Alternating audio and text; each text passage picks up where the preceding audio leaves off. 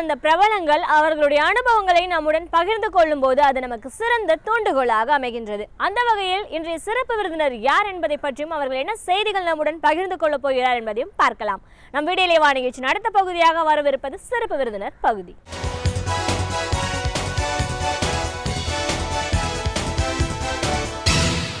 வணக்கம் நேயர்களே, விடியலேவா நிகழ்ச்சியின் சிறப்பு விருந்தினருக்கான நேரம் இது.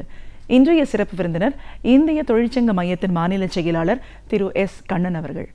ஒரு தொழிற்சங்க மாநில செயலாளர் அப்படிங்கிற முறையில் இன்னைக்கு தொழில்கள்லாம் எந்த அளவுக்கு வளர்ச்சி அடைந்திருக்கு, நிறைய பழைய தொழிற்சாலைகள்லாம் ஏன் மூடப்பட்டிருக்கு, தொழிலாளர்களோட பாதுகாப்பு அப்படின்னும் போது இன்னைக்கு இருக்கிற நிலைப்பாடு என்ன, இப்படி பல விஷயங்களை நாம் அவர்கிட்ட கேட்டு தெரிஞ்சுக்கலாம். தமிழ்நாடு தொழிற்சங்க மையத்தோட மாநில செயலாளர் அப்படிங்கிற முறையில் எங்கள் நிகழ்ச்சிக்கு உங்களை முதல்ல வரவேற்கிறோம் சார். வணக்கம். தொழிற்சங்கங்கள் அப்படின்னு நம்ம பேசும்போது இது ஒரு 100 ஆண்டு காலம் அப்படின்னு நம்ம சொல்லலாம். தொழிற்சங்க வரலாறு அப்படின்னு பார்க்கும்போது 100 ஆண்டை நெருங்கிக்கிட்டு இருக்கோம்னு சொல்லலாம். பொதுவாக இந்த சங்கங்கள்லாம் உருவான நோக்கமே தொழிலாளர் நலன், அவங்களோட பாதுகாப்பு இப்படிங்கிறத ஒவ்வொரு காலகட்டத்தையும் வலியுறுத்தி நம்ம சொல்லிட்டு இருக்கோம். அப்படி இருக்கும்போது தொழிலாளர்களுக்கான பிரச்சனைகள் என்ன, இன்னைக்கு நிறைய சங்கங்கள் உருவாகி இருக்கு, எல்லாரும் வெளியில வீதியில இறங்கி பல போராட்டங்களை நடத்தக்கூடிய ஒரு சூழலை நம்ம பார்க்குறோம். ஏன் இந்த மாதிரியான ஒரு போராட்டங்கள் நடக்குது? தொழிலோட வளர்ச்சி நாட்டில் அபரிமிதமாக இல்லையா, இல்லை எதனால் ஒரு நிறைய வேலை இழப்புகள், வேலை வாய்ப்பு இன்மை இப்படிங்கிற பிரச்சனைகள்லாம் ஏன் உருவாகுது? இப்படி நிறைய கேள்விகள் இருக்குது சார். ஒரு சங்கத்தோட மாநில செயலாளர் அப்படிங்கிற முறையில் இன்னைக்கு நம்ம நாட்டோட வளர்ச்சி எப்படி இருக்குன்னு நீங்கள் பார்க்குறீங்க அப்படிங்கிறதுலாம் நம்ம பேச ஆரம்பிக்கணும். இன்னைக்கு இப்போ இந்த 4 ஆண்டு காலத்தில் அப்படின்னு நம்ம எடுத்துக்கிட்டோம்னா பொதுவாக எந்த மாதிரியான தொழில்கள்லாம் இருந்திருக்கு சார்? அதாவது இந்த 4 ஆண்டுகள் என்பது தனித்து பார்க்கத்தக்கது இல்லை. இருந்தால் கூட இந்த 4 ஆண்டு காலத்தில் ஒரு தொழில் வளர்ச்சி என்பது கொஞ்சம் தமிழகத்தை பொறுத்தவரை கேள்விக்குரியதாக மாறியிருக்கு. ஒட்டுமொத்த இந்தியாவை பொறுத்தவரையிலும் அது ஒரு பாதிப்பை ஏற்படுத்தியிருக்கு. எப்படி அப்படின்னு கேட்டால் 2008 உலக பெருமந்தம் என்று, பொருளாதார பெருமந்தம் என்று அழைக்கப்படுகிற அந்த ஒரு ரெசெஷன் அது அமெரிக்காவில் துவங்கி ஐரோப்பாவை பாதித்து இப்போது நம்முடைய இந்தியாவையும் அது பாதிக்க துவங்கி இருக்கு. நம்முடைய ஆட்சியாளர்கள் சொன்னாங்க இந்தியாவை அது பாதிக்கலை அப்படின்னு சொன்னாங்க. வங்கித்துறை, இன்சூரன்ஸ் இது மாதிரியான துறைகள் வேண்டுமானால் இந்தியாவில் பாதிக்காமல் இருக்கலாம். அதுக்கு என்ன காரணம் அப்படின்னு சொன்னீங்கன்னா, இந்தியாவை பொறுத்தவரை அது அரசின் கையில் பெரும்பாலும் இருப்பதனால அது பாதிக்கலை.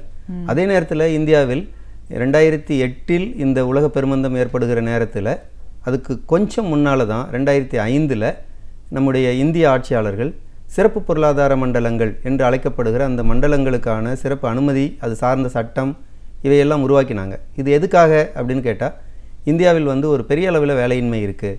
இந்த வேலையின்மையை போக்கணும் அப்படின்னு சொன்னால் ஒரு சர்வதேச முதலீட்டாளர்களை ஈர்க்கணும். அவங்க இந்தியாவில் தொழில் துவக்குகிற போது ஒரு புதிய வேலைவாய்ப்பை உருவாக்கும் அப்படின்னு சொன்னாங்க. இந்த எதிர்பார்ப்பு எல்லோருக்கும் இருந்தது. அந்த அடிப்படையில் நம்முடைய தமிழகத்திலும் பெரிய அளவில் சிறப்பு பொருளாதார மண்டலங்கள் அமைக்கப்பட்டது. அந்த அமைக்கப்பட்ட மண்டலங்களில் அதற்கான வேலைவாய்ப்பு மற்ற விஷயங்கள்லாம் பார்த்தீங்க அப்படின்னு சொன்னால், இந்த 2005 துவங்கி அதனுடைய கன்ஸ்ட்ரக்ஷன் பீரியட், அந்த சட்டங்கள் கொண்டு சிறப்பு பொருளாதார மண்டலங்களுடைய அமலாக்கம் அல்லது ஆப்ரேஷன் அப்படின்னு சொல்லக்கூடிய விஷயம் துவங்கும்போது ரெசெஷன் வந்தாச்சு. எனவே இங்கிருந்து ஏற்றுமதி பண்ணுவதற்கான வாய்ப்புகள் ஒரு குறிப்பிட்ட பீரியடில் அது இருந்தது.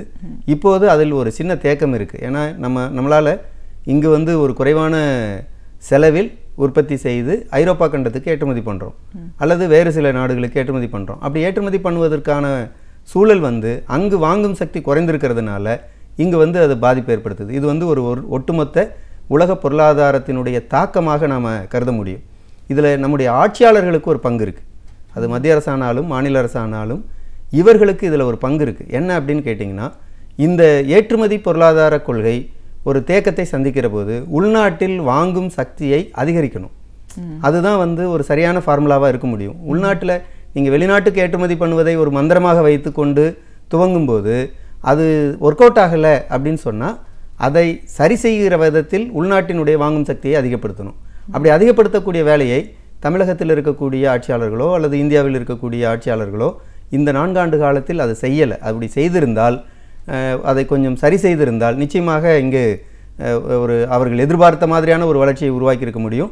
ஆனால் நான் ஒரு தொழிற்சங்க பிரதிநிதி என்று சொல்லுகிற போது இந்த வேலைவாய்ப்பு எத்தகைய பாதுகாப்பான வேலைவாய்ப்பை உருவாக்குறது, அல்லது என்ன மாதிரியான மக்கள் மத்தியிலான வாங்கும் சக்தியை அதிகப்படுத்துது அப்படிங்கிறதெல்லாம் கேள்விக்குரியதாக இருக்குது. ஏன் அப்படின்னு சொன்னீங்கன்னா, நீங்கள் வந்து நம்முடைய உள்நாட்டு சந்தை வந்து விரிவாகலை. உள்நாட்டு சந்தை விரிவாகணும் அப்படின்னு சொன்னால் திரும்ப திரும்ப நடுத்தர வர்க்கத்தை மட்டுமே மையப்படுத்தி இந்திய பொருளாதாரத்தினுடைய இந்த உற்பத்திகள் இருக்குது. இந்தியாவில் இந்த கடந்த 10 ஆண்டுகளில் அல்லது 20 ஆண்டுகளில் வந்திருக்கக்கூடிய முதலீடுகள் எல்லாம் எது சார்ந்தது அப்படின்னு கேட்டிங்கன்னா நுகர்வு சார்ந்தது.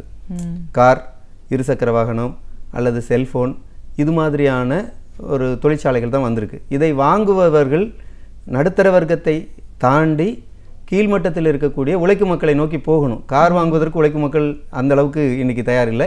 இப்போவே சென்னையில் போக்குவரத்து நெரிசல்லாம் இருக்கிறது. ஆனாலும் இது ஒரு பெரிய அளவில் விரிவாக்கம் ஆகணும் அப்படின்னு சொன்னால் செல்ஃபோனோ அல்லது வேறு விதமான நுகர்வு மின்னணு சாதனங்களோ இதையெல்லாம் வந்து இந்திய நாட்டினுடைய பெரும்பகுதி மக்களாக இருக்கக்கூடிய மக்கள் வந்து நுகர வேண்டும் அப்படின்னு சொன்னால் அதற்கான வாங்கும் சக்தி அவர்கள்ட்ட இருக்கணும். அப்போ அவர்களுக்கான சம்பளம் மற்ற விஷயங்களில் வளர்ச்சி என்பது இருக்கணும். வளர்ச்சி என்பது வெறுமனே நம்பர் ஆஃப் இண்டஸ்ட்ரியில் இல்லை, நம்பர் ஆஃப் இன்வெஸ்ட்மெண்ட்டில் இல்லை, அது குரோர் அப்படின்னு சொல்லக்கூடிய அதில் இல்லை. அது ஒரு பகுதி. அது வந்து நம்பர் ஆஃப் இன்வெஸ்டர்ஸு அவங்க கையில் வைத்திருக்கக்கூடிய பணம் சார்ந்தது. அந்த வளர்ச்சி வந்து எப்படி பிரதிபலிக்கணும்? எவ்வளவு எண்ணிக்கையிலான தொழிலாளர்களுடைய வாழ்க்கையில் முன்னேற்றத்தை கொண்டு வந்தோம் என்பதில் பிரதிபலிக்கிற போது தான் அந்த வளர்ச்சி வந்து சமனான வளர்ச்சியாக பிரதிபலிக்க இன்றைக்கு உடனடியான வாய்ப்பு இல்லை. இருந்தாலும் அதை நோக்கி போவதற்கான ஒரு சந்தையை தக்க வைப்பதற்கான வாய்ப்பு என்பது இருக்கும். அது செய்யப்படாததுனால இப்போது நம்முடைய தமிழகத்தில் ஆலைகள் மூடுதல் அல்லது பொது வேறு சில பிரச்சனைகள் என்பது உருவாயிருக்கு. ஆலைகள் மூடுதல் அப்படின்னு நம்ம பேசும்போது சார், ஒரு காலகட்டத்தில் நிறைய பேர் வந்து இங்கே தமிழ்நாட்டை நோக்கி வந்தாங்க, புதிய தொழிற்சாலைகள்லாம் உருவானது அப்படின்னு நம்ம சொல்லதை பார்க்குறோம். இப்போ இந்த 4 ஆண்டுகளில் நிறைய தொழிற்சாலைகள் மூடுற நிலைக்கு போயிருக்கிறதையும் பார்க்குறோம், மூடி இருக்கிறதையும் நம்ம பார்க்குறோம். எந்த மாதிரியான ஒரு தொழில் வாய்ப்புகள்லாம் முடக்கப்பட்டிருக்கு சார்? அதாவது மத்திய அரசினுடைய மத்திய அமைச்சரவை, அதாவது சிறு மற்றும் நடுத்தர தொழில்களுக்கான அமைச்சரவை இருக்குது. அவங்க வந்து ஒரு ரீசெண்டாக ஒரு சில டேட்டாஸ் வெளியிட்டிருக்கிறாங்க. 2013-14 டேட்டா வெளியிட்டிருக்கிறாங்க. அதில் பார்த்தீங்க அப்படின்னு சொன்னால் தமிழகம் உள்ளிட்டு எல்லா மாநிலங்களும், வளர்ந்த மாநிலங்கள், இன்றைக்கு பிரதமர் மோடி இருக்கக்கூடிய குஜராத் மாநிலம் உள்ளிட்டு 60,000 தொழிற்சாலைகள் மூடப்பட்டிருக்கு. சிறு மற்றும் நடுத்தர தொழில்கள். இந்த சிறு மற்றும் நடுத்தர தொழில்களில் ஒருத்தருடைய இன்வெஸ்ட்மெண்ட் லெவல் அப்படின்னு பார்த்தீங்க அப்படின்னு சொன்னால் அது வந்து ஒரு 10 லட்சத்துக்குள்ளே இருக்கிறதெல்லாம் கூட 10 லட்சம் முதலீடு போட்டால் கூட ஒரு சிறு தொழிற்சாலை. அது வந்து 3 பேருக்கு வேலை கொடுத்துருக்கு. 3 பேருக்கான வேலை வாய்ப்பை கொடுத்த ஒரு 10 லட்சம் ரூபாய் முதலீட்டில் கொடுக்கப்பட்டிருக்கு. நம்முடைய நாட்டில் 60,000 தொழிற்சாலைகள் ஒரு மாநிலத்தில், குஜராத்தில். தமிழகத்தில் கிட்டத்தட்ட 1 லட்சம் கிட்ட அப்படியான ஆலைகள் மூடப்பட்டிருக்கு இந்த காலத்தில். அது கோயம்புத்தூரில், திருப்பூரில், கரூரில் அல்லது நாமக்கல்லில், சேலத்தில், மதுரையில், இதெல்லாம் வந்து நம்முடைய மாநிலத்தில் இருக்கக்கூடிய ஏராளமான வேலைவாய்ப்புகள் சார்ந்தது. நீங்கள் அந்த பகுதியில் இருக்கக்கூடிய படிக்காத அல்லது பள்ளிக்கல்வியை பாதியில் நிறுத்திய இளைஞர்களுக்கான வேலைவாய்ப்பு என்பது அதுதான் கொடுத்துட்டு இருந்தது. அந்த வேலைவாய்ப்பு இல்லாத போது தான் இப்போ வந்து இந்த இடம்பெயர்தல், சென்னை நகரத்தை நோக்கி இடம்பெயர்தல் அல்லது வேறு மாநிலங்களை நோக்கி இடம்பெயர்தல் என்பதெல்லாம் நம்முடைய மாநிலத்திலிருந்து அதிகரிக்கக்கூடியதை பார்க்குறோம். அப்போ இந்த ஆலைகள் மூடுதல் என்பது ஒரு மிகப்பெரிய பாதிப்பு சார்ந்தது. இதுக்கு என்ன காரணம் அப்படின்னு கேட்டிங்கன்னா, இந்த சிறு ஆலைகளில் இருந்து ஏற்றுமதி செய்யப்பட்ட அல்லது உள்நாட்டு சந்தையில் புழங்கி கொண்டிருந்த அந்த உற்பத்தி பொருள்கள் என்பது பெரிய அளவில் பாதிக்கப்பட்டிருக்கு. அதுக்கு மார்க்கெட் இல்லை. மார்க்கெட் இல்லை அப்படின்னா அதை யார் கொண்டு வந்தாங்க அப்படின்னா எல்லாம் இறக்குமதியாக மாறிடுச்சு. நிறைய பொருள்கள் இறக்குமதியாக மாறி இருக்கு. கடந்த காலத்தில் நீங்கள் WTO ஒப்பந்தத்தில் கூட முன்னாள் அமைச்சர் இந்த மாதிரியான பொருள்களுக்கெல்லாம் வந்து அனுமதி கொடுக்க கூடாது என்கிற விவாதத்தை நீண்ட காலத்தில் நடத்தியிருக்கிறாங்க. அது தொடரலை அப்படிங்கிறதும் ஒரு விஷயம். இது மத்திய அரசு நிலைப்பாட்டில் இருந்த பிரச்சனை. இது வந்து மாநிலத்தில் இருக்கக்கூடிய தொழிற்சாலைகளை பாதிக்குது. ரெண்டாவது விஷயம், நம்முடைய மாநில அரசு நாங்கள் தான் இந்த ஆலையை கொண்டு வந்தோம் அப்படின்னு சொல்லக்கூடிய நோக்கியா அல்லது ஃபாக்ஸ்கான், இது பார்த்தீங்க அப்படின்னு சொன்னால் இது வந்து ஒரு செல்ஃபோன் தொழிற்சாலை. இது ஒரு பெரிய அளவில் ஆலை மூடலை இன்றைக்கு சந்திச்சிருக்கு. நம்முடைய தமிழகமோ அல்லது இந்தியாவோ அதிர்ச்சியாக இருக்கக்கூடிய ஒரு விஷயம் வந்து இதுதான். அதாவது இன்றைக்கு மாநில அரசு ஒரு பெரிய அளவில் முதலீட்டாளர் மாநாட்டை நடத்தி கொண்டிருக்கக்கூடிய காலத்தில் இந்த துரதிர்ஷ்டமான சம்பவம் நடந்திருக்கு அப்படிங்கிறத பார்க்காமலே பேசிகிட்டு இருக்கிறாங்க. அது நம்ம அடுத்து கூட பேசலாம்.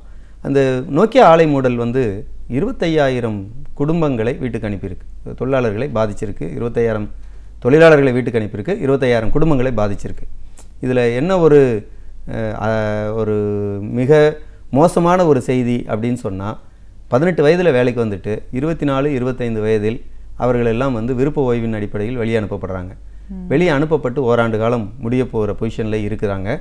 இன்னும் பலர் புதிய வேலையை பெற முடியல. 25 ஆண்டுகளில் 25 வயதில் அடுத்த வேலையை தேடி போகிறாங்க. ஆனால் வேலை வந்து கிடைக்கல அப்படிங்கிற நிலைமை என்பது ஏற்பட்டிருக்கு. நோக்கியாவில் வந்து அரசோ அல்லது அரசு தரப்பு பிரதிநிதிகளோ அல்லது மத்திய அரசின் பிரதிநிதிகளோ என்ன சொல்கிறாங்கன்னா, நோக்கியா வந்து தன்னை புதுப்பித்து கொள்ளலை, அதனுடைய செல் வடிவத்தை புதுப்பித்து கொள்ளலை, அது ஒரு காரணம் அப்படின்றாங்க. ரெண்டாவது காரணம் சொல்லும்போது மத்திய அரசும் மாநில அரசும் போட்ட வரி கொள்கை காரணம் அப்படின்னு சொல்கிறாங்க. உண்மை அது இல்லை. அதாவது இந்த அரசு, நம்முடைய மாநில அரசு கொடுத்துருக்கக்கூடிய வரி சலுகையில் நோக்கியா அதோட இன்வெஸ்ட்மெண்ட்டை திரும்ப பெற்றுட்டாங்க. அந்த அளவுக்கு மாநில அரசினுடைய வரி விதிப்பு வந்து அவங்களுக்கு சலுகையை கொடுத்துருக்கு. இது இல்லாமல் ஏராளமான வரி சலுகைகள் கொடுக்கப்பட்டிருக்கு. அப்போ இதையெல்லாம் பயன்படுத்திய ஒரு நிர்வாகம் இப்போது வரி செலுத்த வேண்டும். அதாவது இந்த சிறப்பு பொருளாதார மண்டலத்தில் இருக்கக்கூடிய ஒரு விஷயம் என்ன அப்படின்னா, 5 ஆண்டுகள் எந்த வரியும் கிடையாது, 10 ஆண்டுகள் சலுகை, அதன் பிறகு மீண்டும் ஒரு 15 ஆண்டுகள் வரையிலும் சலுகை, 15 வருடங்களுக்கு பிறகு தான் முழு வரியை செலுத்த போகிறாங்க.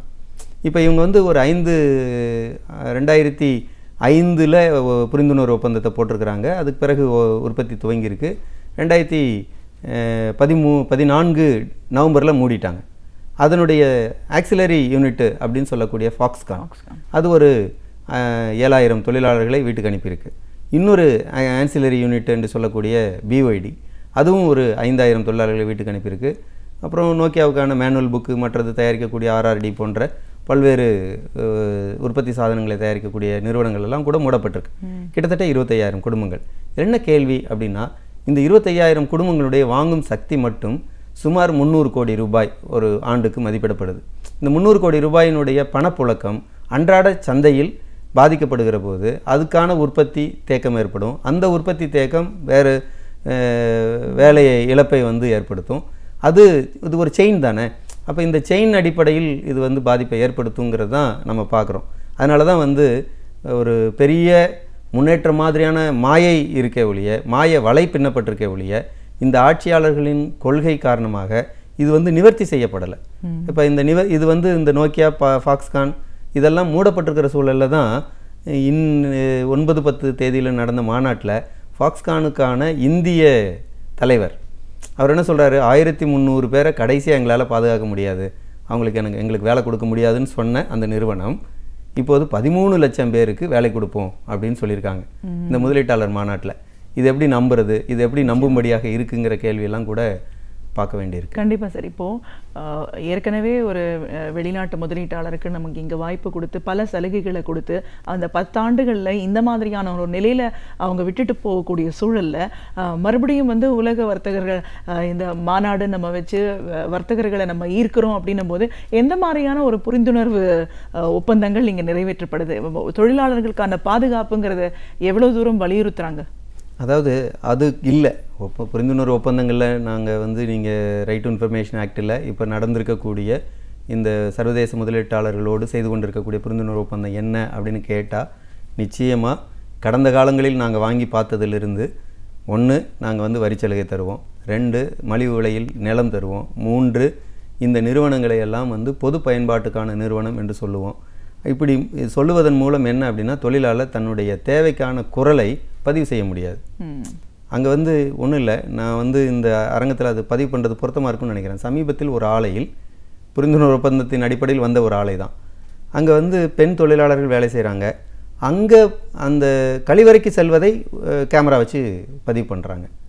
கேட்டால் அது ஒரு இந்த நம்மளுடைய தமிழ்நாட்டினுடைய கன்சலேஷன் அத்தாரிட்டிஸ் என்று சொல்லக்கூடிய அதிகாரிகளிடத்தில் பேசும்போது இது ஒரு மிக கொடுமையான மனித உரிமை மீறல் சம்பவம், எனவே இந்த நிறுவனத்தின் மீது நீங்கள் நடவடிக்கை எடுக்கணும் அப்படின்னு சொல்லும்போது அவங்க வந்து நீங்கள் வச்சிங்களான்னு கேட்டால் ஒருத்தர் இல்லைன்றாரு, இன்னொருத்தர் சொல்கிறார் ஆமாம் நான் தான் வச்சேன்றார். பகிரங்கமாக நாங்கள் வைத்தோம் என்பதை சொல்லக்கூடிய தன்மையில் இருக்கிற நிறுவனம். பன்னாட்டு அல்லது உள்நாட்டு முதலீட்டாளர்கள் வருவது என்பது இன்றைய சூழலில் தவிர்க்க முடியாது. வரட்டும், தொழில் துவக்கட்டும். தொழில் வந்து அது புதிய தொழில்நுட்பம் சார்ந்ததாகவும் நிறைய பேருக்கு வேலை வாய்ப்பு தருவதாகவும் இருக்கணும். அதை விட்டுட்டு நம்முடைய அரசுகள் வெறுமனே எங்களுடைய ஆட்சியில் இவ்வளவு தொழிற்சாலைகளை நாங்கள் வந்து உருவாக்குறதுக்கு முயற்சி எடுத்தோம் என்பதை ரெக்கார்ட் பண்ணுவதற்காக நடத்தக்கூடிய விஷயமாக தான் இருக்குது. இதில் என்ன கேள்வி அப்படின்னா, இப்போ சமீபத்தில் நடந்த மாநாட்டில் இந்த புரிந்துணர்வு ஒப்பந்தங்கள் அனைத்தும் லட்சங்களில் லட்சம் கோடிகளில் பேசப்படுது. 2,42,160 கோடி நாங்கள் இன்வெஸ்ட்மெண்ட்டை ஈர்த்துட்டோம், நாங்கள் எதிர்பார்த்தது 1 லட்சம் கோடி தான், ஆனால் இவ்வளவு கோடி வந்திருக்கு அப்படின்னு. நான் அதான் கொஞ்சம் முன்னாடி சொன்னேன். மதுரையில், கோவையில், நாமக்கல்லில், சேலத்தில், கரூரில், திருப்பூரில் இருக்கக்கூடிய இந்த சிறு மற்றும் நடுத்தர தொழில்கள் பெரிய அளவில் பாதிக்கப்பட்டிருக்கு. அது வந்து சில ஆயிரம் கோடிகள் முதலீடு சார்ந்தது தான். ஆனால் அது கொடுத்த வேலைவாய்ப்புக்கும் இவ்வளவு லட்சம் கோடி இன்வெஸ்ட்மெண்ட் கொடுக்கக்கூடிய வேலைவாய்ப்புக்கும் வித்தியாசம் பெரிய அளவில் இருக்குது. இது லட்சம் கோடி என்று சொல்லுகிற ஒரு பிரமிப்பு இருக்குது, அது சில ஆயிரம் கோடி என்று சொல்லக்கூடிய ஒரு சாதாரண தொகையாக இருக்குது. இந்த ரெண்டுக்கும் இடையில் பார்த்திங்கன்னா வேலைவாய்ப்பில் வந்து ஒரு மிகப்பெரிய வேறுபாடு இருக்குது அப்படிங்கிறதான் பார்க்க முடியுது. அது வந்து சொந்த ஊர்லேயே சொந்த வீட்டிலேயே இருந்து கொண்டு போய் வரக்கூடிய வேலைவாய்ப்பாக இருந்தது. வளர்ச்சியின் கட்டத்தில் அதெல்லாம் தவிர்க்க முடியாது, அதை விட்டுட்டு தான் வர வேண்டியிருக்கும், அல்லது வேறு விதமான வேலைக்கு போக வேண்டியிருக்குங்கிறதெல்லாம் ஓகே, ஏற்றுக்கலாம். ஆனால் கேள்வி மீண்டும் மீண்டும் அரசுகள் தரப்பில் சொல்லக்கூடிய, மாநில அரசு இன்றைக்கு புலகாங்கிதம் அடைந்து கொள்ளக்கூடிய அளவுக்கு இந்த முதலீட்டாளர் மாநாடு நடந்திருக்கு.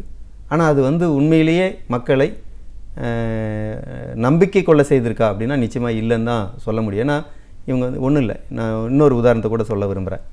இதே ஆட்சி தமிழகத்தில் 2012 நவம்பரில் இந்த நோக்கியாவோடு ஒரு புரிந்துணர்வு ஒப்பந்தம் போட்டாங்க. நோக்கியா வந்து ஃபர்தராக இன்வெஸ்ட் பண்ணுறேன் அப்படின்னு சொல்லி ஒரு அமௌண்ட் பண்ணாங்க. அது இல்லாமல் ஒரு 12 நிறுவனங்கள் முதலீடு செய்து புரிந்துணர்வு ஒப்பந்தங்கள் போட்டுக்கிட்டாங்க. நோக்கியா 2012 ஆலையை விரிவாக்கம் செய்கிறோம் அப்படின்னு சொல்லி ஒரு புரிந்துணர்வு செய்துட்டு 2014 மூடுறாங்கன்னா அது வந்து எங்கே போச்சு? அந்த 2 ஆண்டுகளில் மார்க்கெட் எங்கே போச்சு? அப்போ இது வந்து ஒரு நிலைத்தன்மை இல்லாத இது. அதான் சொல்கிறேன், நீங்கள் உள்நாட்டு சந்தையை விரிவாக்கம் பண்ணாமல் அல்லது உள்நாட்டுக்கான தொழில்நுட்பத்தை விரிவுபடுத்தக்கூடிய நடவடிக்கையை அரசு மேற்கொள்ளாமல் இந்த சர்வதேச முதலீட்டாளர்களுடைய மாநாடுகளோ மற்றதோ ஒரு நிலைத்தன்மையற்றதாக இருக்கும். அதான் வந்து எக்கனாமிக்ஸ் என்ன சொல்லுவாங்கன்னா பபிள் எக்கனாமி அப்படின்னு சொல்லுவாங்க. இந்த நீர்க்குமிழி போன்ற பொருளாதாரம் அப்படின்னு சொல்லி, இது வேணால் நீர்க்குமிழி வந்து எப்போ வேணால் வெடிச்சிடும்.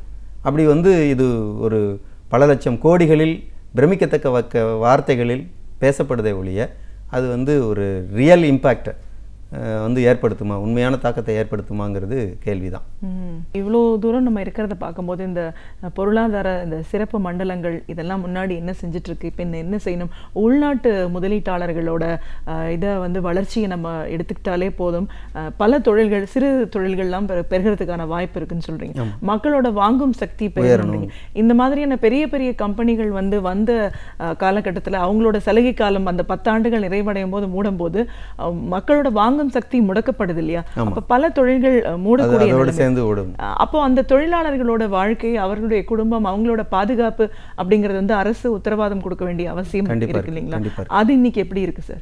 அதான் இப்போ வந்து அங்கே தான் வந்து மீண்டும் மீண்டும் யார் பாதிக்கப்படுறாங்க அப்படின்னா மக்கள் தான் பாதிக்கப்படுறாங்க. உதாரணத்துக்கு கிண்டி அல்லது அம்பத்தூர், இங்கெல்லாம் இருந்த ஏராளமான பொறியியல் சார்ந்த தொழிற்சாலைகள், சிறு தொழிற்சாலைகள், நடுத்தர தொழிற்சாலைகள் ஏராளமாக இருந்தது. இன்றைக்கு அதெல்லாம் மூடி அந்த இடத்துல வந்து சாஃப்ட்வேர் இண்டஸ்ட்ரி வந்து டெவலப் ஆயாச்சு. அதான் சொன்னேன், வளர்ச்சியில் அது தவிர்க்க முடியாது. ஆனால் இந்த பொறியியல் சார்ந்த தொழிற்சாலைகளுக்கான தேவை இல்லாமல் போயிடுச்சான்னா இல்லை, அது இருக்குது. அதெல்லாம் யார் இடத்துல இருக்குது? இங்கே ஹுண்டாய் கார் கம்பெனி இந்தியாவுக்கு வரலாம், ஃபோர்டு கார் கம்பெனி இந்தியாவுக்கு வரலாம். ஆனால் அதுக்கான ஆன்சிலரி யூனிட் எல்லாமே வந்து அதே கொரியாவிலேருந்து தான் வரணும், அதே அமெரிக்காவிலேருந்து தான் வரணும் அப்படின்னு சொல்கிறது வந்து நீங்கள் யாருக்கான முதலீட்டை மேம்படுத்துகிறீங்க? நீங்கள் வந்து ஒரு ஃபோர்டு கார் வந்து வர்றதில் தப்பு கிடையாது. அதுதான் இந்த உலகமயமாக்கலினுடைய இந்த சிறப்பு பொருளாதார மண்டலத்தில் இருக்கக்கூடிய பல்வேறு விதமான விஷயங்களாக இருக்குது. நீங்கள் ஒட்டுமொத்தமான ஹுண்டாய் காருக்கான அனைத்து உதிரி பாகங்களையும் தென்கொரியாவிலிருந்து வரக்கூடிய நிறுவனங்கள் தான் செய்துட்ருக்கு. அதே மாதிரி ஃபோர்டுக்கான அனைத்து உதிரி பாகங்களையும் அமெரிக்கா அது சார்ந்த நாடுகள் தான் உற்பத்தி பண்ணிகிட்ருக்கு. அப்படின்னா இந்த டொமஸ்டிக் மார்க்கெட் விரிவாக்கம் அப்படிங்கிறது, நீங்கள் தமிழ்நாட்டில் திரும்ப திரும்ப சொல்கிறோமே, நாங்கள் வந்து தொழில் முனைவோர் மாநாடு நடத்துகிறோம், சிறு முதலீட்டாளர்களை மேம்படுத்துவதற்காக பண்ணுறோம், நீங்கள் வந்து என்டர்பிரனர்ஸாக வந்து மாறுங்க. நீங்கள் ஏன் வந்து அப்துல் கலாம் கூட சொன்னார், நீ வேலை கொடுக்குறவராக மாறு, வேலை வாங்குறவராக மாறாத அப்படின்னு, வேலை செய்பவராக மாறாத, வேலை கொடுப்பவராக மாறுன்னு சொன்னார். ஸோ இந்த மாதிரி விஷயங்களெல்லாம் கூட எப்படி சாத்தியமாகும்? நீங்கள் ஒரு உள்நாட்டு தொழில் முனைவோரை மேலும் மேம்படுத்துவதற்கான நடவடிக்கைகளை மேற்கொள்ளாமல், அல்லது படித்து இந்தியாவில் தான் வந்து அதிகமான பொறியியல் பட்டதாரிகள் வரக்கூடிய மாநிலம், வெளிவரக்கூடிய மாநிலம் அப்படின்னா தமிழ்நாடு. அவ்வளோ பொறியியல் பட்டதாரிகள் வெளியில் வந்துட்டுருக்காங்க. கிராமங்கள் தோறும் எல்லா விதமான வயல்வெளியிலையும் இன்றைக்கி வந்து பொறியியல் கல்லூரிகள் வந்தாச்சு. அவன் படிக்கக்கூடிய அந்த பொறியியல் மாணவருக்கு என்ன எதிர்பார்ப்பு இருக்குன்னா, ஒரு ஆட்டோமொபைல் இண்டஸ்ட்ரியில் தனக்கு வேலைவாய்ப்பு கிடைக்கும், அல்லது ஒரு எலக்ட்ரானிக் இண்டஸ்ட்ரியில் வேலைவாய்ப்பு கிடைக்கும்னு நம்புகிறாங்க. அந்த வேலைவாய்ப்புக்கான சாத்தியக்கூறுகள் என்ன அப்படின்னா, இங்கே இந்த பன்னாட்டு முதலீட்டாளர்கள் வருகிற போது அவங்களுக்கான வரிச்சலுகையில் கொடுக்கக்கூடிய கவனத்தை இந்த இளைஞர்களுக்கான வேலைவாய்ப்பை கொடுப்பதில் அரசு செய்கிறதில்லை. இதனுடைய இன்னொரு இம்பேக்ட் வேலையில் இருக்கிறவங்கள செய்கிறது என்னென்னா, நீங்கள் இந்த என்ஜினியரிங் படிச்சுட்டு வரக்கூடிய இளைஞர்கள் கான்ட்ராக்ட் இளைஞர்களாக மாறிடுறாங்க. அப்போ உள்ள வேலையில் இருக்கக்கூடியவர்கள் அவங்களுடைய பொசிஷன் என்னென்னா, ஏற்கனவே இவங்க வந்து அரசு பல்வேறு விதமான சலுகை கொடுத்து வச்சுருக்கிறதுனால அவங்க வந்து பார்கெனிங் கெப்பாசிட்டி இல்லாமல் தான் வேலை செய்கிறாங்க. இப்போ இந்த ஒரு வெளியில் ஒரு good number of unemployed youth இருக்கிற பொசிஷனில் உள்ளே வந்து அவங்களுடைய பெர்மனன்சி வந்து கேள்விக்குரியதாக மாறும். அதை வந்து இந்த ப்ரைவேட் ப்ரைவேட் இன்வெஸ்டர்ஸ் அவங்க என்ன சொல்கிறாங்க அப்படின்னா, உன்னுடைய ஸ்கில் முடிஞ்சு போச்சு, அதனால் you are replaced by new youth அப்படிங்கிறது தான் இந்த விஷயத்த சொல்கிறாங்க. இது வந்து காலங்காலமாக இருக்குதா அப்படின்னா இல்லை. இந்த நியூ பீரியடில் பெரிய லெவலில் டெவலப் ஆகிருக்கு. அது இந்த உலக நிதி மூலதனத்தினுடைய மேலாதிக்கம் உருவாகி இருக்கக்கூடிய சூழலில் அதை தான் வந்து பொருளாதார வல்லுநர்கள் சொல்லும்போது இது வந்து ஒரு வேலைவாய்ப்பற்ற வளர்ச்சி அப்படின்னு முதல்ல சொன்னாங்க. அப்புறம் வேலை இழப்பு வளர்ச்சி அப்படின்னு சொன்னாங்க. Jobless growth, job loss growth அப்படின்னு சொல்லி 2 விதமான விஷயத்தில் சொன்னாங்க. இப்போ நம்முடைய பொறியியல் பட்டதாரிகளும் டிப்ளமோ ஹோல்டர்ஸும் நிறைய வந்துட்டு இருக்கக்கூடிய பொசிஷனில் உள்ளே இருக்கக்கூடிய வேலையில் இருக்கக்கூடிய 30 வயதுக்கு உட்பட்ட அல்லது 30 வயது சார்ந்த இளைஞர்களுக்கு ஒரு நெருக்கடி வருது. அவங்க ஏதாவது கேள்வி கேட்டால் அவங்கள வெளியேற்றி இவங்களை உள்ள எடுக்கிற ஏற்பாடு தான் இருக்குது. இது வந்து வேலை இன்றைக்கி இருக்கக்கூடிய இண்டஸ்ட்ரியினுடைய தன்மை. இது புதிய இண்டஸ்ட்ரி வந்தால் மாறுமா அப்படின்னு கேட்டிங்கன்னா, இந்த புதிய இண்டஸ்ட்ரியெல்லாம் உற்பத்தியை துவக்கிறதுக்கு இப்போ ஒருவேளை தமிழக முதலமைச்சர் அவங்க சொல்லிகிட்டு இருக்கக்கூடிய இன்வெஸ்ட்மெண்ட்டெல்லாம் அக்செப்ட் ஆகி ஆப்ரேஷன் பொசிஷனுக்கு வரணும்னா எப்படியும் 2 இயர்ஸ் ஆகும். 2 இயர்ஸுக்குள்ளே மீண்டும் ஒரு பெரிய வேலையில்லா பட்டாளம் வந்து நிற்கும். அப்போ இதை வந்து வேலையில்லா பட்டாளத்தை ஒரு முறையாக சரி செய்யக்கூடிய வகையில், அவங்களுக்கு வேலைவாய்ப்பை உருவாக்கக்கூடிய வகையில் பண்ணணும் அப்படின்னா, நீங்கள் வந்து மீடியம் அண்டு ஸ்மால் ஸ்கேல் இண்டஸ்ட்ரியை பெரிய அளவில் பரவலாக்கினா தான் அது வந்து அவங்களுக்கான உத்தரவாதத்தை கொடுக்கும். இல்லைன்னா நீங்கள் கேள்வி கேட்ட மாதிரி வேலையிலிருந்து வெளியில் வந்திருக்கக்கூடிய தொழிலாளர்களை கணிசமாக பாதிக்கும். இப்போ நான் சொன்னேன், ஒரு மாணவன் ஐடிஐ படிச்சுட்டு 7 ஆண்டுகள் வேலை செய்திருக்கிறார். அவர் வந்து 24 வயதில் விஆர்எஸில் வெளியேறிட்டார். விஆர்எஸில் வெளியேறினவருக்கு இப்போ என்ன பொசிஷன் அப்படின்னா, நான் மீண்டும் 5000 ரூபாய் சம்பளத்தில் ஒரு கான்ட்ராக்டில் வேலைக்கு போயிட்டுருக்கேன். 18,000 ரூபாய் சம்பளம் வாங்குகிற அளவுக்கு 7 வருடத்தில் உயர்ந்தவர் மீண்டும் 5000 ரூபாய் சம்பளத்தில் ஒரு வேலைக்கு போயிட்டுருக்கிறேன் அப்படின்றார். ஸோ இதுதான் அவர் வந்து தன்னுடைய வாழ்க்கையில் ஒரு அடுத்த ஸ்டேஜாக இருக்கக்கூடிய திருமணம், குடும்ப வாழ்க்கை என்பதை நோக்கி போகிற போது அவருடைய சம்பளம் குறையுது. இது வந்து வேறு எந்த நாட்டிலும் இல்லாத ஒரு அதிர்ச்சி அளிக்கத்தக்க தமிழ்நாட்டினுடைய நிலவரமாக இதை பார்க்க முடியும். இது வந்து இந்தியாவில், தமிழ்நாட்டில் ஒரு பெரிய அளவில் மனித வளத்தின் மீது தொடுக்கப்பட்டிருக்கிற தாக்குதல். அப்படி தான் இன்னைக்கு இப்பேற்பட்ட இந்த ஒரு நெருக்கடியான சூழலில் இந்திய தொழிற்சங்க மையத்தோட மாநில செயலாளர் அப்படிங்கிற முறையில் நீங்கள் ஒரு அரசுக்கிட்ட என்ன எதிர்பார்க்குறீங்க? ஒன்று, இந்த அரசு வந்து உள்ள வேலையில் இருக்கக்கூடிய இளைஞர்களுக்கு அவங்க வந்து ஒரு புரிந்துணர்வு ஒப்பந்தம் போடும்போது இன்வெஸ்ட்மெண்ட் எவ்வளோ வருது, எவ்வளோ வேலைவாய்ப்புலாம் சொல்கிறாங்க, அது வந்து ஒரு நிலையான வேலைவாய்ப்பை கொடுக்கணும் அப்படிங்கிறத உறுதிப்படுத்தணும். குறைந்தபட்சம் ஒரு 20 இயர்ஸ் ஒரு யூத் வந்து வேலையில் சேர்ந்து ஒரு 20 இயர்ஸ்லேருந்து 25 இயர்ஸ் அவர் வந்து ஒரு சர்வீஸ் போட்டால் தான் அவருடைய ஃபேமிலிக்கான அல்லது அவருடைய ஃப்யூச்சருக்கான ஒரு விஷயத்தை பாதுகாப்பை உருவாக்கிக்க முடியும். ஏன்னா நீங்கள் வந்து நம்முடைய நாட்டில் ஆர்கனைஸ்டு இண்டஸ்ட்ரியில் வேலை செய்யக்கூடியவங்களுடைய எண்ணிக்கை மொத்த உழைப்பு படையில் 48 கோடியில் மொத்த உழைப்பு படை 48 கோடி. அதில் ஆர்கனைஸ்ட் இண்டஸ்ட்ரியில் வேலை செய்கிறவங்க 7 கோடி பேர் தான். இவ்வளவு லெஸ் நம்பர் ஆஃப் பீப்புள் தான் வந்து ஆர்கனைஸ்ட் இண்டஸ்ட்ரியில் வேலை செய்கிறாங்க. மீதி எல்லாம் அன்ஆர்கனைஸ்டு தான். அப்போ அந்த அன்ஆர்கனைஸ்டு ஏரியாவில் இருக்கிறவங்களை நீங்கள் மேம்படுத்தணுன்னாலே ஆர்கனைஸ்டு இண்டஸ்ட்ரிக்கான அந்த சர்க்கிளை வந்து எக்ஸ்பாண்ட் பண்ணணும். அது வந்து தேவைப்படுது. அதை செய்கிறது அரசுகள், குறிப்பாக மாநில அரசினுடைய ரோலாக இருக்கணும். மாநில அரசுக்கு சட்டம் இருக்குது. நீங்கள் வந்து மாநிலத்தில் அது கடந்த காலங்களில் எங்களுடைய அரசு இதை செய்திருக்கு அப்படின்லாம் சில அமைச்சர்கள் சொல்லியிருக்கிறாங்க, முதலமைச்சர்கள் சொல்லியிருக்கிறாங்க. அதெல்லாம் நல்ல விஷயம். அதை இந்த ஆட்சியாளர்கள் பின்பற்றணும். குறிப்பாக தொழிலாளர் கொள்கையில் சில மாற்றங்களை செய்யணும். அது மத்திய அரசும் பண்ணணும். வெறுமனே டிஜிட்டல் இந்தியா என்கிற முழக்கத்தை மட்டும் முன்வைக்காமல், அல்லது மேக் இன் இந்தியா என்கிற முழக்கத்தை மட்டும், மேக் இன் இந்தியாங்கிற முழக்கத்தை முன்வைக்கிற அதே நேரத்தில் தான் நோக்கியா மூடப்பட்டது. எனவே திரும்ப திரும்ப முழக்கங்கள் தேவையில்லை. செய்ய வேண்டியது வந்து ஸ்டெப்ஸ் தான். இப்போ மத்திய அரசு வந்து என்ன முயற்சி எடுக்குது அப்படின்னா, தொழிலாளர் சட்டங்களை திருத்துது. அதை எதிர்த்து தான் இப்போ சமீபத்தில் கூட தொழிலாளர்கள் மிகப்பெரிய வேலை நிறுத்தத்தை மேற்கொண்டாங்க. நீங்கள் கூட சொன்னீங்க, இவ்வளோ தொழிற்சங்கங்கள் இருக்குதே, இவ்வளோ தொழிற்சங்கங்கள் தொழிலாளர்களை திரட்டி இருக்குதே அப்படின்னு கேட்டிங்க. இது வந்து இவ்வளோ தொழிற்சங்கங்கள் இருந்த போதிலும் கூட திரட்டப்பட்ட தொழிலாளர்கள் எண்ணிக்கை வந்து ஒரு 1/3 கூட இன்னும் முழுமையாக வரல. ஸோ அந்த லெவலில் தான் இன்னும் தொழிலாளர்கள் ஆர்கனைஸ் ஆகிருக்கிறாங்க. ஆர்கனைஸ் ஆகாத தொழிலாளர்கள் பெரிய அளவில் இருக்காங்க. எனவே தொழிற்சங்கங்களுடைய தேவையும் இருக்குது. அரசை பொறுத்தவரை முழக்கங்களை கைவிட்டு செயலை முன்னிறுத்துவது அப்படிங்கிற தன்மையில் மாறணும். இன்வெஸ்ட்மெண்ட்டை யாரும் கேள்வி கேட்கல. அந்த இன்வெஸ்ட்மெண்ட் வந்து நவீன தொழில்நுட்பம் சார்ந்ததாக, இந்தியாவில் இல்லாத தொழில்நுட்பம் சார்ந்ததாக இருக்கணும். வேலை வாய்ப்பை மேம்படுத்தணும். இந்த அரசு வந்து எனக்கு என்ன கிடைக்கும் அப்படிங்கிற விளம்பரத்துக்கான வேலைகளை தவிர்த்து ஒரு ரியல் அவுட்புட்டுக்காக செய்யக்கூடிய நடவடிக்கைகளை மாநில அரசும் மத்திய அரசும் மேற்கொண்டால் நிச்சயமாக தொழில்துறையிலும் வேலைவாய்ப்பு துறையிலும் ஒரு மாற்றத்தை கொண்டு வர முடியும். இந்திய தொழிற்சங்க மையத்தோட மாநில செயலாளர் அப்படிங்கிற முறையில் பொதுவாக இந்த 4 ஆண்டுகளில் எந்த மாதிரியான தொழில்கள்லாம் உருவாக்கியிருக்கு அப்படின்னு பார்த்தா அதுவே ஒரு கேள்விக்குறியான ஒரு சங்கடமான ஒரு சூழலில் இருக்குன்ற கருத்து சொல்லியிருக்கீங்க. இதையெல்லாம் தாண்டி தொழில்கள் எவ்வளோ தூரம் முடக்கப்பட்டிருக்கு, தொழிற்சாலைகள் மூடப்பட்டிருக்கு, தொழிலாளர்களுக்கான பாதுகாப்பு அப்படின்னா இன்னும் கேள்விக்குறியாக இருக்கிற இந்த காலகட்டத்தில் ஏற்கனவே இருந்த நிறுவனங்கள் மூடின சூழலில் இன்னைக்கு உலக வர்த்தகர்களுக்கான மாநாடுன்னு ஒன்று நடத்தியிருக்காங்க. இன்னும் அதனால் பொருள் நிதி திரட்டியிருக்காங்கன்னும் போது அதை எவ்வளோ தூரம் செயல்பாட்டுக்கு கொண்டு போகிறாங்க. அதையெல்லாம் தாண்டி தொழிலாளர்கள் அப்படின்னும் போது அவங்களோட பாதுகாப்பு முக்கியத்துவம் கொடுத்து ஒரு அரசு செயல்படணும். ஆனால் அப்படிப்பட்ட சூழல் இன்னைக்கு இல்லை அப்படின்னு உங்களுடைய அனுபவம் சார்ந்த பல விஷயங்களை எங்களோட நீங்கள் பகிர்ந்துட்டதுக்கு ரொம்ப நன்றி. நன்றி.